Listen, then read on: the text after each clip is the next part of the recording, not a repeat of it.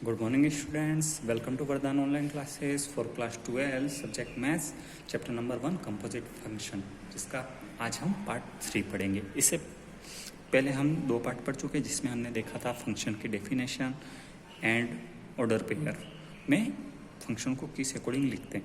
आज हम देखेंगे कि फंक्शन का डोमेन क्या होता है, कोडोमेन क्या होता है और फंक्शन की रेंज क्या होती है। सबसे पहले हम देखेंगे के डायग्राम के अकॉर्डिंग फंक्शन की डोमेन, कोडोमेन एंड रेंज को देखेंगे। If F is function from set A to set B.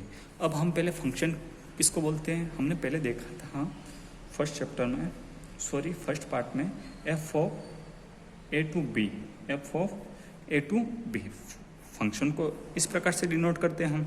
तो ए जहाँ हमारा ए क्या है, सेट ए और सेट बी, और एफ ए से बी में क्या है रिलेटिव है, ए से बी में क्या हमारा रिलेटिव है। तब आप देखोगे if F is function from set A to B then A is called a domain. तो ए को हम डोमेन कहते हैं, क्या कहते हैं, डोमेन। एंड जो बी है, बी को हम क्या कहते हैं, कोडोमेन। ए को क्या बोलते हैं, डोमेन, एंड बी को क्या बोलते हैं, डोमेन। मान लेता हूं अगर मैं एफ को एन से जेड में बिलोंग कर रहा हूं, यानी एन हमारा क्या हो जाएगा, डोमेन। इस बात को ध्यान से देखना क्योंकि इसमें और इसमें बहुत फर्क है, क्योंकि यहां पर आप गलती कर सकते हो जबकि ये तो डेफिनेशन है।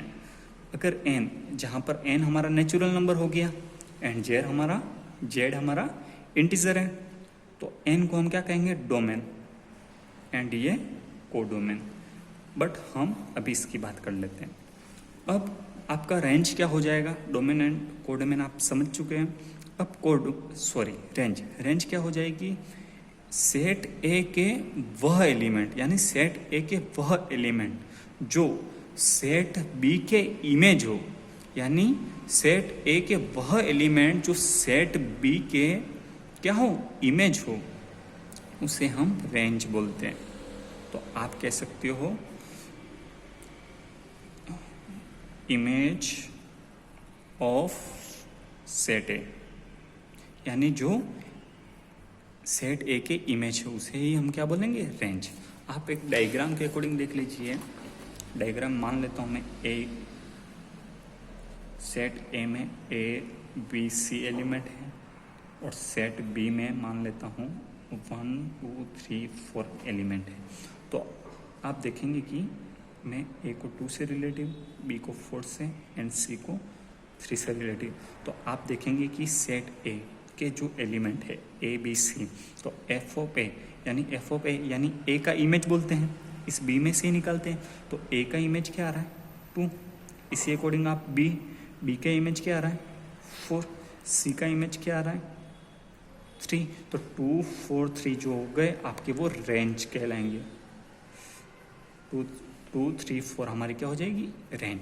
जबकि 1 किसी का भी इमेज नहीं है, इसलिए 1 को हम इसमें इंक्लूड नहीं करेंगे। बट सेट ए को हम क्या बोलते हैं, डोमेन, एंड सेट बी को हम क्या बोलते हैं, कोडोमेन। इस बात का ध्यान रखना, हम समझेंगे एक एग्जाम्पल से। तो आप ध्यान से देखिए, if A equal to A B C D and B equal to P Q R S, then F A to B में, यानी ये फंक्शन को डिनोट कर रहा है और फंक्शन को मैंने इधर लिखा है। तो फंक्शन को ये डिनोट कर रहा है एफ ए टू बी।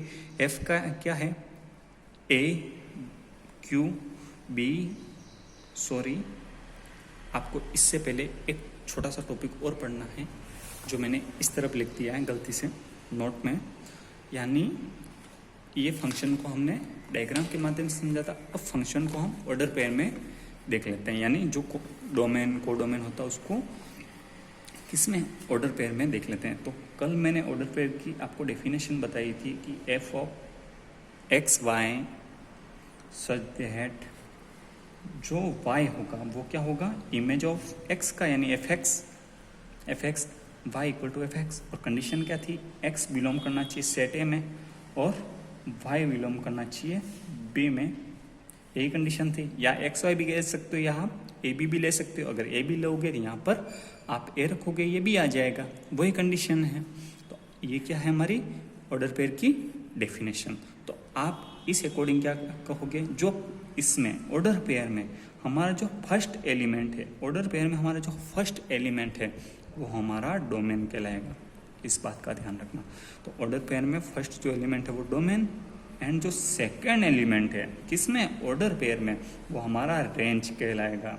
इस बात को आप ध्यान से समझ लेना, क्योंकि हम डायग्राम में क्या करते हैं, सेकंड जो हमारे बी के सेट बी होता है उसको क्या बोलते हैं हम, डोमेन, सॉरी कोडोमेन, एंड इधर ऑर्डर पेयर में जो सेकंड एलिमेंट है उसको रेंज कहेंगे।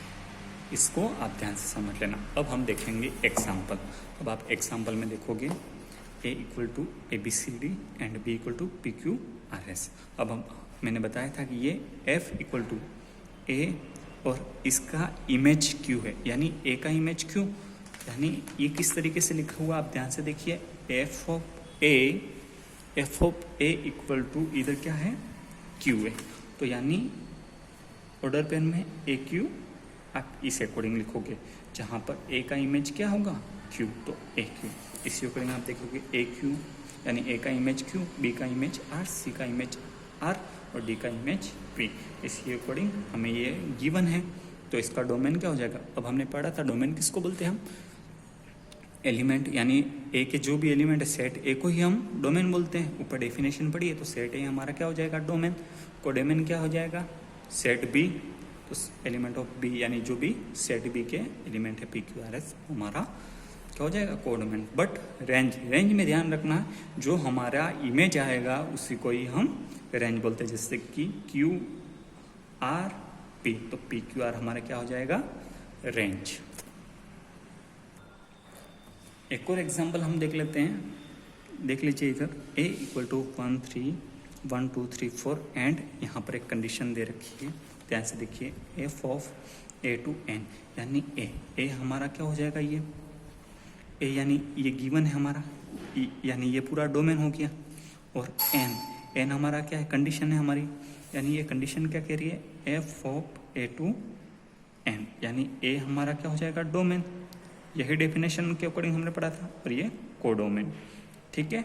बट एक और कंडीशन दे रहा, F X equal to 3x plus 2, F X equal to 3x plus 2।